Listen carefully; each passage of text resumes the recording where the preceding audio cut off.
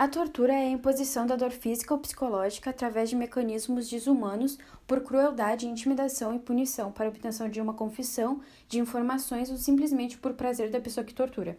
Ela vem caracterizada de longas datas como uma prática extremamente cruel, por isso é combatida através de diversos instrumentos legais, internacionais e nacionais, como declarações e constituições. A tortura não é só um crime contra o direito à vida, é uma crueldade que atinge a pessoa em todas as suas dimensões. Existem dois tipos de tortura, que é a tortura física, que tem como objetivo trazer à tona o sofrimento físico, que tem como exemplo choques elétricos, afogamentos, submersões a altas e baixas temperaturas por longos períodos de tempo, entre outros. E a tortura psicológica é considerada qualquer tipo de sofrimento mental causado por fatores externos. E podem ser ofensas, humilhações, xingamentos, ameaças, chantagens, entre outros. E o indivíduo torturado ele pode desenvolver diversos traumas irreversíveis e distúrbios psicológicos. A Constituição de 1824, em seu artigo 179, inciso 19, proibiu não apenas a tortura, mas também os açoites, as marcas de ferro quente e todas as demais penas cruéis, reconhecendo assim a vedação da tortura e penas cruéis como garantia dos direitos dos cidadãos brasileiros. Entretanto, na época, os escravos eram considerados bens, sendo assim não protegidos pelo artigo. Já na Constituição de 1891, assim como na seguinte, de 1934, garantiram a segurança individual, que é incompatível com a prática de tortura, mas não há nenhuma proibição expressa. Quanto à Constituição de 1934, pela primeira vez insere um capítulo denominado Direitos e Garantias Individuais. Os textos constitucionais de 1937, 1946 e 1967 seguem na mesma linha das anteriores. A Constituição Federal de 1988, no capítulo destinado aos direitos e garantias fundamentais, artigo 5º, inciso 3º, 43 e 47, volta a condenar expressamente a tortura, assim como penas degradantes, desumanas ou cruéis.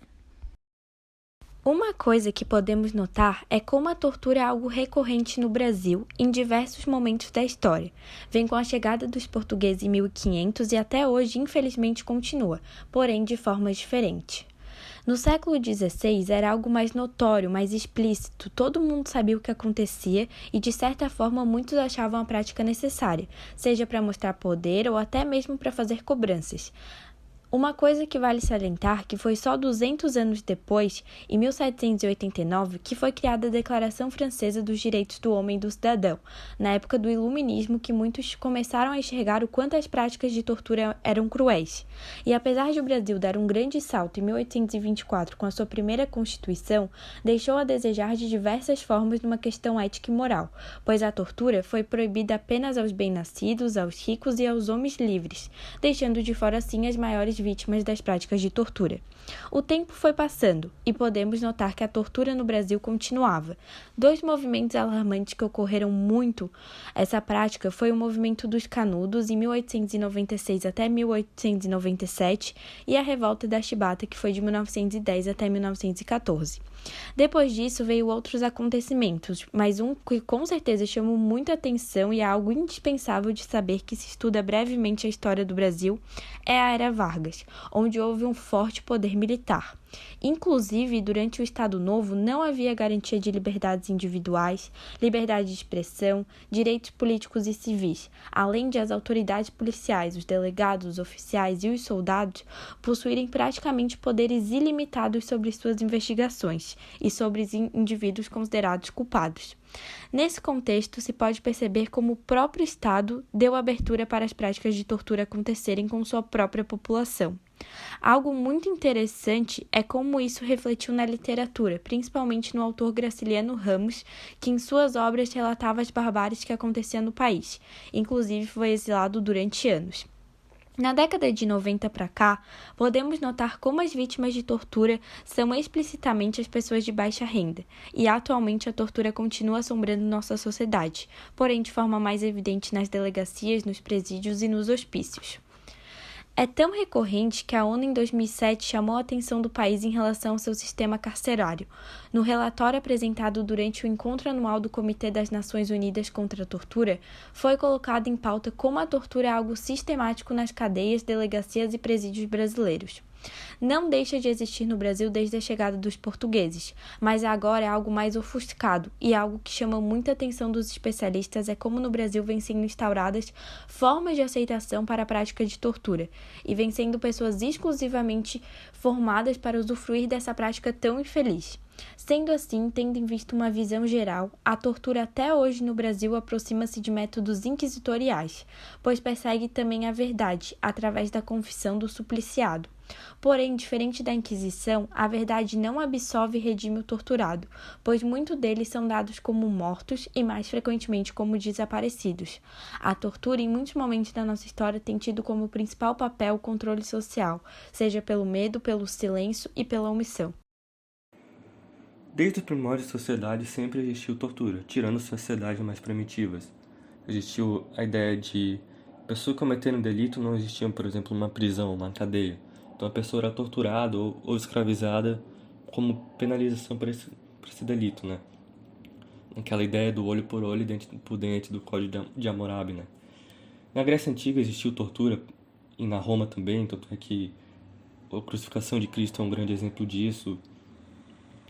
Na Idade Média foi talvez o momento da história que existiu mais tortura pela Inquisição, pelos senhores feudais, pelos reis, né? Tem como exemplo a berlinda, que é um instrumento de tortura, o empilhamento, o berço de Judas, o cavalete e a própria fogueira, né? Veio a ideia também do tripalium, que deu origem ao nome trabalho, que trabalho era considerado tortura por ser de pessoas que eram normalmente escravizadas. Existiu também a tortura colonialista, que eram praticadas pelos imperialistas, como os europeus aqui na América do Sul, com os índios e na África. Como, por exemplo, o Leopoldo, rei da Bélgica, que mutilava escravos e filhos de escravos que não cumprissem metas. Existiu tortura também no nazismo, como, por exemplo, o Anjo da Morte, do Mengele, que fazia experimentos médicos, entre aspas, as pessoas que eram levadas nos campos de concentração. Existem torturas na ditadura pelo mundo, na América do Sul principalmente, como o Voz de la Muerte, na Argentina. Há indícios de tortura também em Guantánamo, uma prisão dos Estados Unidos que fica em Cuba. Também em Ruanda, que em Ruanda há prisões onde tem 20 vezes o número de presos em cela. Tanto é que a ONU alega também sair os direitos humanos nessa prisão. Ditadura militar. Casos de tortura na ditadura militar. Muitos relatos de tortura na ditadura militar que ocorreram entre o dia 1º de abril de 1964 e 15 de março de 1985. Muitos foram afetados pelo sistema de repressão durante a ditadura militar. No entanto, as mulheres de esquerda sofreram com atrocidades e crimes contra a humanidade, particularmente fortes. Durante o depoimento para a Comissão Nacional da Verdade, militantes revelaram que o estupro era uma prática sistemática de tortura.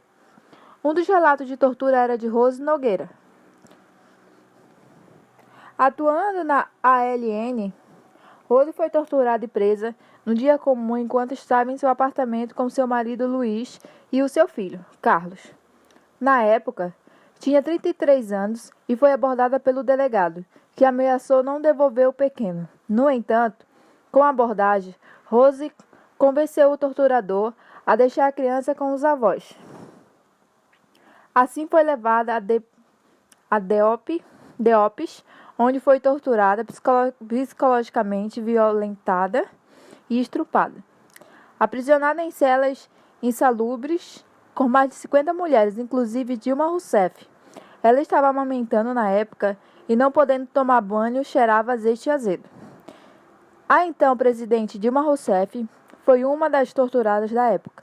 Capturada pela Operação Bandeirantes em 1970, foi presa e torturada em São Paulo, Minas Gerais e Rio de Janeiro. Dilma passou pelo pau de arara e pelas máquinas de eletrochoque, além de ser violentada com palmatória e cacetete, desfigurando sua arcada. Foi então condenada a 6 anos de prisão. Teve os direitos políticos cassados e ficou encarcerada numa cela com 50 mulheres. Um dos relatos que chegam a ser um dos mais cruéis foi de Iracema de Carvalho Araújo. Na época, com 11 anos de idade, Iracema foi sequestrada junto à mãe pelo Destacamento de Operação de Informação DOI, de Recife. No DOI, a criança passou por sessões de tortura física e foi obrigada a assistir a mãe sendo agredida, espancada e eletrocutada. Com uma curta memória de vida, antes do período, ela lembrava que a tortura foi intensa, ficando marcas em sua memória.